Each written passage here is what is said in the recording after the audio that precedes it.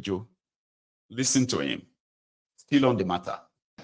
Certain measures that have been used to stabilize it still need to feed through. Minister, can you explain reasons for some businesses leaving Nigeria? It appears there is fear now about the Nigerian economic climate. When we look at the economic climate, as we said, one of the major, particularly for the larger scale businesses, and I know you're talking about the multinationals, foreign direct investment or foreign companies, one of the major drawbacks and one of the major impediments for them was they did not have a liquid foreign exchange market. Now we have a willing buyer, willing seller foreign exchange market. It is elevated. Maybe it's not at the levels we would like it to be, but it's when you get inflation down that you can stabilize the exchange rate and even get it coming down. Similarly with interest rates. And so that fight is on. And it is an improved environment for them, for big investors as a whole. And when you look at the oil and gas sector, today, as a result of recent measures on the fiscal side, executive orders signed by Mr. President have improved the investment climate for gas, which we have in abundance and which most people see as a transition fuel, which you can still be invested in on the way to greener and cleaner and non-fossil fuels. But at the same time, the investment climate for the deep offshore, where huge investment amounts are needed and where the technology is particularly sophisticated and therefore you need the top companies in the world operating, the environment for them has been improved with a range of incentives. And it is estimated that in the nearest future, those measures will unlock $7 billion of foreign direct investment in the oil and gas sector. So when you talk about that sector, we are talking about the kind of areas in which there has been improvement, and the companies will always come and go, of course. Our aim is to not only keep them, but to have even more come in and invest. And we are sure that with the environment that we put in place, they will come. And as for the average manufacturing firm, there is a Fiscal Policy and Tax Reform Committee that has worked hard to put in place a range of measures, some of which are included in the economic stabilization package that will be considered by Mr. President and the Presidential Economic Coordination Council. And therefore, they are measures which will help business, which are imminent as far as the timing of their introduction. So overall, we are in a difficult place, but the direction of travel is up and is towards improvement. And so nuisance lele. About big time nuisance. Again, I'm going to ask you, could you make any sense of what that Wale, I like that, MK, that's what we're going to be calling him now. Wale Idun, Wale bedbug. And you know that a bedbug sucks blood. And this is how this guy sucks your blood economically, right? So it will be referred to as Wale Idun from now on. God bless you, MK. You are the one who have the copyright to that name now. Keep it. Don't ever forget. Now, the Wale Idun guy, before I say mine, tell me, could you make any sense of what he said? Mr. Minister, the cost of doing business in Nigeria, the business atmosphere in Nigeria is no longer conducive. Business are leaving. Oh, no. You know that the Upalo da Silva of Brazil, when they met with Dangalo, wherever, of Ekiti. So then they now kind of travel down through the path of the road to Oduinyuwa. Then from Oduinyuwa straight down to Odu Yalaro in Lagos. Mind you, when they were going, they also saw sun, bird, fly. Mr. Minister, share Yawiri. We are asking you that companies are leaving. And their reason for leaving is because Nigeria is no longer conducive for them doing their business. You are telling us about share mad. That's what they do. So at the end of the day, it will now drop in some ginger inside that nonsense. Like, you know, this economy, this also and so now is a willing buyer, willing seller. Because you see in Tripoli, when you move from Tripoli and you go straight right there to the center of London, especially in Brixton, right? Then from Brixton, if you kind of see, you will see the Queen, by the way, okay? Then there is a bridge. I said, you know, so those who have dollars, those who have this, companies will always come, companies will always go. Remember that when I say, we really only I want query. Some of you will now sit down there and say, okay, I think I understand what he's trying to say. You don't. You don't.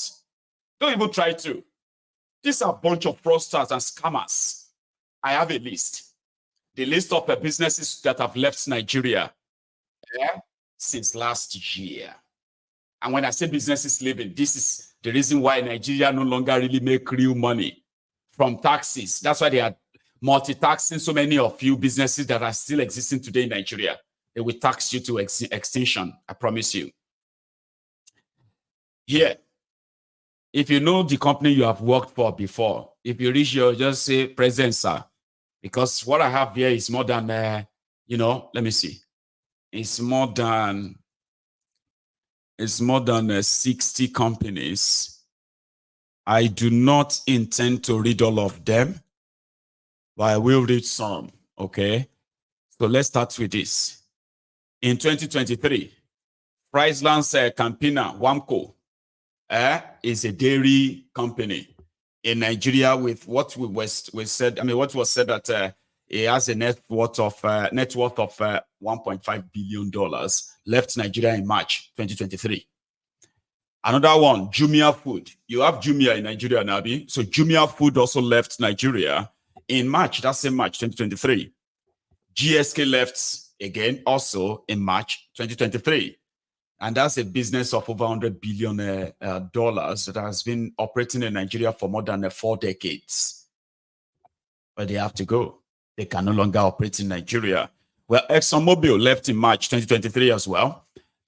You've got United Parcel Service, UPS, left Nigeria too. You had a BlackBerry who also left in 2023 too. You had Orange Drugs, you know them. It's the pharmaceutical companies, right? Who also left. Mind you, as they were leaving, let me give you instance. Let me give you some other figures here, right? Friesland Campia, Wamco, when they left, they threw over 500 of their staff, right? They threw them out. Okay, go look for something else to do. When Jumia also left, they said they had between 50 and 100 employees. Or go look for something else to do. Then when GSK, you know GSK too, which is GlaxoSmithKline. I remember that in Ilukweju. I remember we had GSK in Ilukweju there, in Ilukweju Industrial Estates. So they said they had over 100 employees, all of them. Go look for something else. Sorry, over 500 employees. All of them should go look for something else to do since they left. Okay, so ExxonMobil had more than 500 employees as well. So they had to go and look for something else to do. The moment the Nigerian oil industry, has become no longer lucrative, where criminals who are sharing the money no longer even give the money to Nigeria, right? It is they left. So United Parcel Service, UPS, according to this info, have more than 100 employees too, okay? All of them jobless, possibly if they are now doing delivery for other businesses in that place, I don't know. BlackBerry was in Nigeria, ladies and gentlemen. Yes, they were. Okay, well, maybe that's fair. BlackBerry could go. I mean, BlackBerry can go because BlackBerry is even like, doesn't really, okay. Anyway, we can say BlackBerry that left is not because of Nigeria though, but I don't know. So I'm gonna know. They said they only had about 50 employees, but there is Orange Drugs, a pharmaceutical company worth over $50 million. Orange Drugs left Nigeria and threw their over 100 employees and their family into the favor market. There is Cadbury. There was Cadbury. Cadbury Nigeria also left, by the way. They also had over 1,000 employees. And because it is no longer conducive for them, and Nigeria, operating in Nigeria is like burning your money. Okay? When you have to use majority of your money to power, to provide electricity power for your industry, for your company. So eventually it became unbearable and many of them left. So you have Equinor. which left around November, okay? The energy company, oil and gas, so to say, so they also left. According to the info, this is a company that is worth over $120 billion though, right? But Nigeria became a wasteland for them, a kind of a waste where they were losing resources and never making any. Under this Tinubu, there was a boat, something called Boat Food too, right? So they had over 100 employees according to this info. It's a food delivery company, guys, okay? So there's a Procter & Gamble. Remember them, who produces all of this household, cleaning stuff, children care, child care and all that, right? About the left, meanwhile, they said Procter & Gamble, as they had over 500 employees too, all gone. So you had Unilever Nigeria that has operated in Nigeria for over 100 years. Good riddance to bad rubbish was what they said. They said they couldn't compete anymore. So they left, and over 2,000 employees of theirs are finding their feet elsewhere right now in that contraption. There is a mice climb. By the way, this one is a container shipping company with over 100 employees, also packed and left. 9. A company that is worth over $20 billion was losing money operating in Nigeria. So they shut down. People lost their jobs, okay? Like as if it's all right. It's not, right? Here is another one. It's called the Lazar Pay. They said this one is a web and crypto payment company. Gone. There is 54 Gin. Yeah, there was Mabisco Biscuits. There was Sanofi Aventis Nigeria Limited.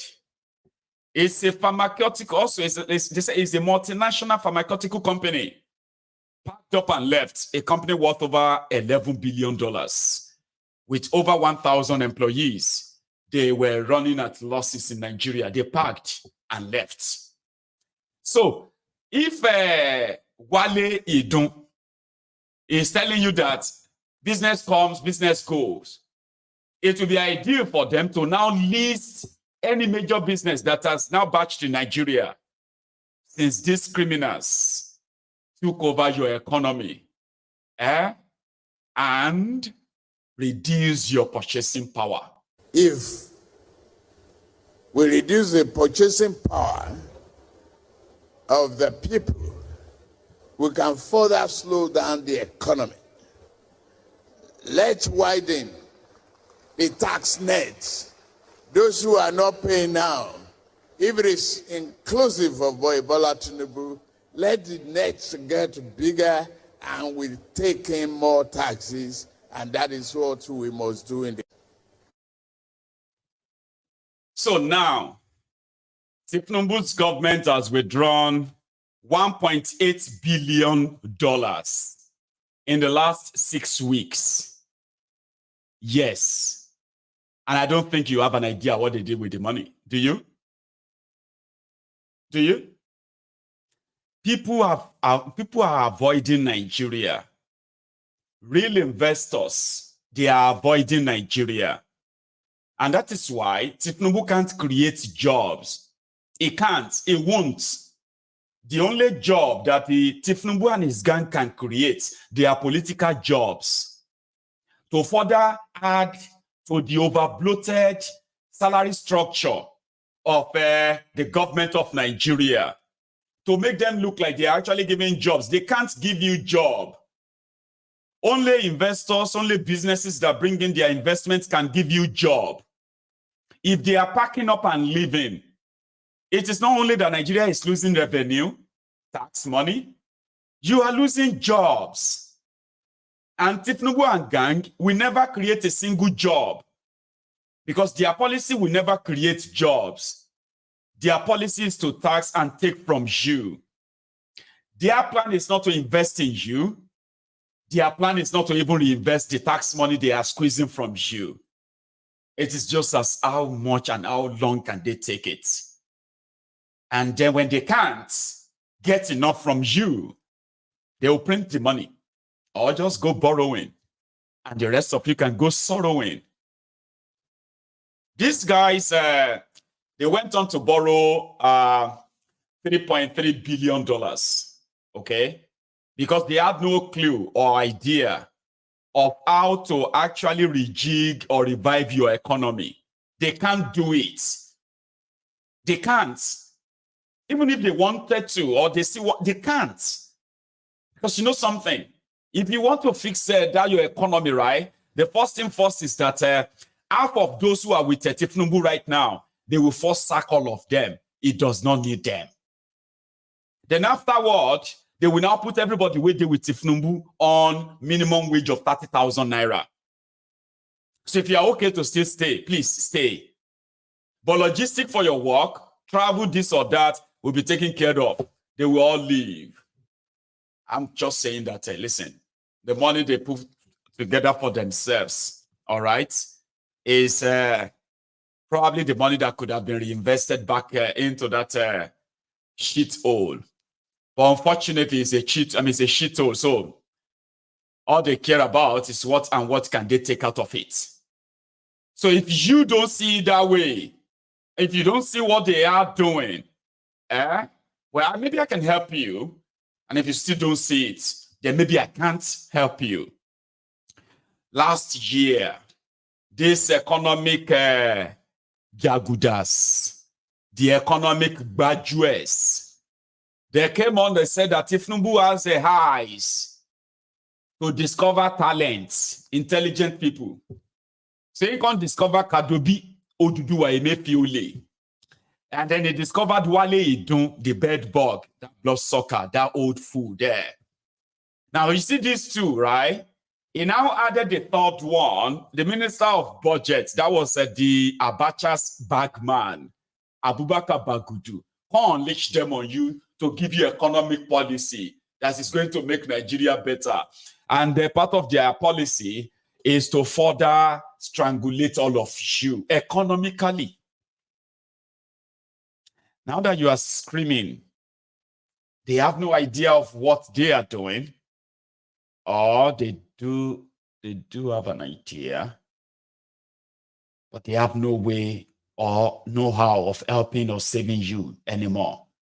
If you can't save yourself, you will die. But most of you will first die. Before you die physically, you are going to be like dead. Sometimes this said that spiritually, not spiritually. You're going to be dead mentally. And we have dead people mentally already walking about, the walking corpses. If you don't save yourself, these guys can't save you. So you know what they did? They wanted to defend the Naira because Naira was tumbling. Okay? So this economist, the economic graduates, the economic criminals or jokers, they decided to go borrowing so that the rest of the country can go sorrowing. They now pull up what is called the artificial defense of the Naira. Baba, that cost Nigeria over $3 billion, ladies and gentlemen. Artificial defense of the Naira. Borrowed money. They used the $12 billion crude oil as collateral to go and borrow $3.3 billion. Listen, they gave them that money in August, first tranche. August of 2023. Tinubu's government received $2 billion from the Afrexim Bank. They didn't put that money on anything productive. They shared the money. And for 3-4 weeks, they were able to keep the falling Naira at bay just for maybe about 2-3 weeks. Then that one continues spiral downfall. Then in February, they took another loan, this time around, from the World Bank. Papa, between July 2023 and February 2024, Tinubu's government succeeded in taking over $4 billion loan. $4 billion. Yeah, you heard me right. $4 billion in a space of 8 months. Nobody can say what they used the money for. No, not you. Not even Tinubu can tell you what they used the money for. They were defending the Naira. Then they went as far as between February, in just 2 weeks, Tinubu and this Wale Idun and Oduduwa Emefiole, Kadobi, they succeeded in taking another $2.4 $4 billion from the Nigerian Foreign Reserve. Yeah, you heard me right. 2.4 billion. So smooth. And guess what they said? They said, oh, we use the money to pay off some debts.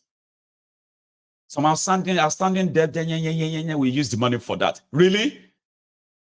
Could you show us the evidence of the money, who you paid it to? At least let's have it. No, you won't. They've stolen it. And we have just been told this morning, right, that in the last 6 weeks, Tinubu's regime, they have taken another $1.8 billion from the Nigerian Foreign Reserve. What did he use the money for? Oh, we use that to what? Why are you shouting? Why are you, the way you are even asking self? If I want to tell you before, we won't tell you. Are you being serious? $1.8 billion. Just like that.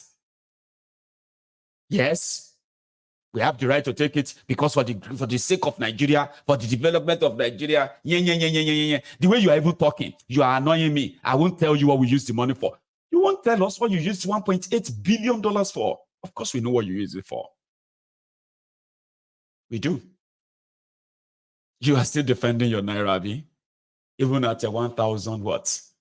So because when I want to celebrate May 29, the Beruolong, Yemi Kadoso, Wale Edun. If you by any chance are actually watching this, the Beruolong, Tinubu will not be president of Nigeria forever. Within a year, una don't steal $4 billion from the foreign Nigerian foreign reserve, and you can't even say what you use it for. And they will say, Omoluabi Yoruba should not, Omoluabi Yoruba should have respect, Omoluabi Yoruba should be honest, Omoluabi Yoruba should be sincere. And these are those who want to present themselves as Omoluabi Yoruba. Omoluabi, $4 billion, 1.8, 2.4, $4.2 billion. No explanation, no nothing, is gone. Because I want to do 1 year in office, you don't want the dollars to enter 2,000 naira to $1, right? You decided to start your abracadabra. 1.8 billion. And people are dying. They are dying from basic things that they should never die from. Emurasio, Tinubu won't be the president of Nigeria forever. You know that. But the damages all of you are going to leave behind. Especially for the Yoruba people. See, some of you are here now. You will be alive to defend all of this later too. I know you can distance yourself like me. But you see the damages these guys are causing?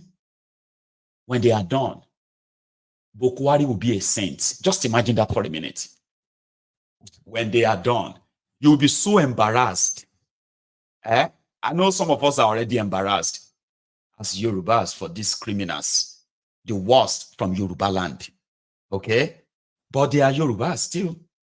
You will be so embarrassed when they are done with what they will do with Nigeria. And I'm saying this to you again to let you know something. As they are doing all of this, they do not give a damn about you, even you as a Yoruba. Are you not being affected? Do you have any special code? They say, what is the safe word? When the hunger catch you and there is no food, there is nothing. Say this safe word. Maye, and I will appear. You know that kind of thing?